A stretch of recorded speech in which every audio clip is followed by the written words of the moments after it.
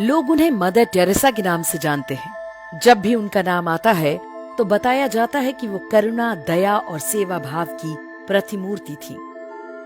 उन्हें शांति का नोबेल पुरस्कार मिला और कांग्रेस सरकार ने उन्हें भारत रत्न का सम्मान दिया।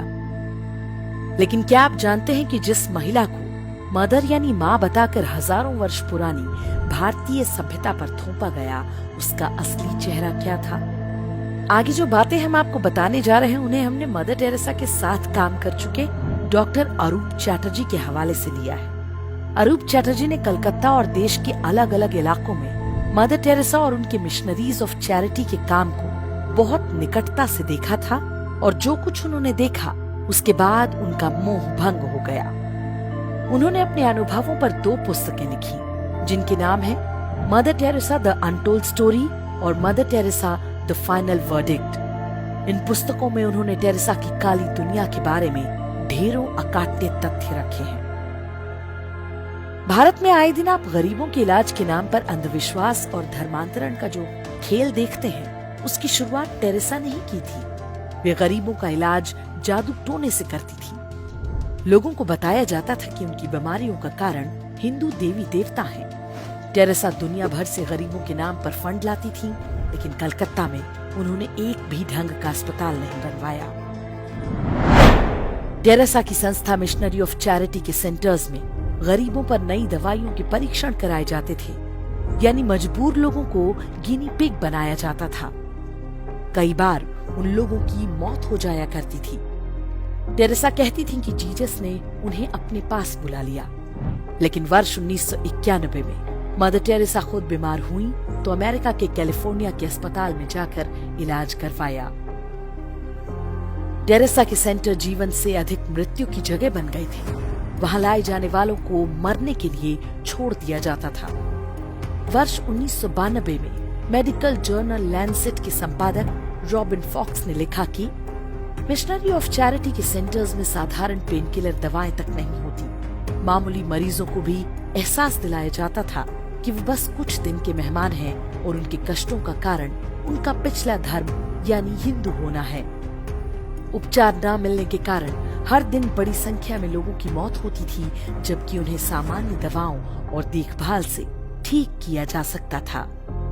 मिशनरी ऑफ चैरिटी के सेंटर्स में उन्हीं गरीबों को खाना दिया जाता था जो ईसाई बनना स्वीकार करते थे। डॉक्टर अरूप चैटर्जी ने बताया कि कोलकाता सेंटर में मात्र 300 लोगों के लिए खाना बनता था, लेकिन टेरेसा प्रचार करती थी कि वे हर दिन हजारों लोगों का पेट भर रही हैं। टेरेसा जिन गरीबों के बच्चों को अपने सेंटर्स में लेती थी, उनके माँ बाप से एक फॉर्म भरवाया जाता था कि अब उनका अपने बच्चे पर कोई दावा नहीं होगा।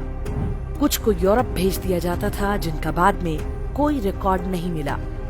आज भी टेरेसा के सेंटर्स पे बच्चे चोरी करने और उन्हें अवैध तरीके से बेचने के आरोप लगते रहते हैं। आरोप है कि बच्चे बेचना टेरेसा की कमाई का एक बड़ा माध्यम हुआ करता था। वर्ष 1992 में टेरेसा ने खुद दावा किया कि मैंने अब तक 29,000 हिंदुओं को ईसाई बनाया है। ये सारा काम मानवता और सहायता की आड़ में किया गया। उस दौर में देश में कांग्रेस और वामपंथी दलों की सरकारें हुआ करती थीं, जो टेरेसा के मिशनरी नेटवर्क को भरपूर सहायता दिया करती थीं।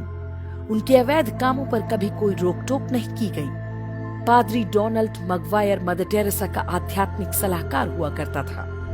उस पर 11 साल के एक लड़के की यौन शोषण का आरोप लगा, लेकिन टेरेसा के समर्थन से वो छूट गया।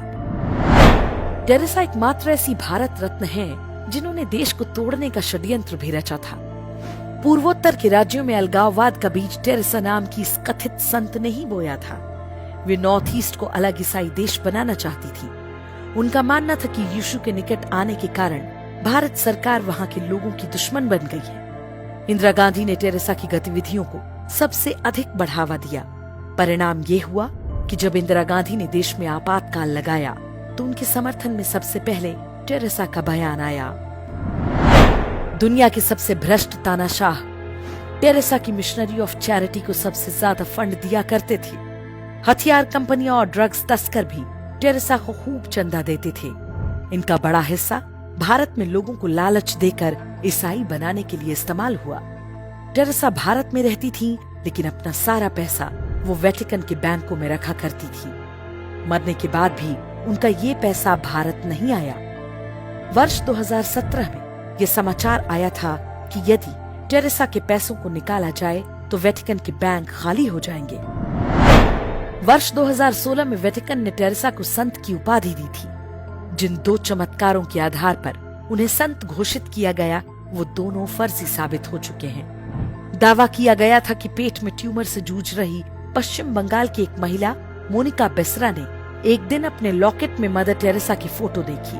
उसके बाद उसका ट्यूमर पूरी तरह ठीक हो गया। लेकिन जिन डॉक्टर्स ने मोनिका बेसरा का इलाज किया था, उनका कहना है कि टेरेसा की मृत्यु के कई साल बाद भी मोनिका दर्द सहती रही थी। इस दौरान वो लगातार दवाएं लेती रही। दूसरा दावा ब्राजील के एक व्यक्ति के बारे में किया गया था। बाद में वो भी फर्जी निकला।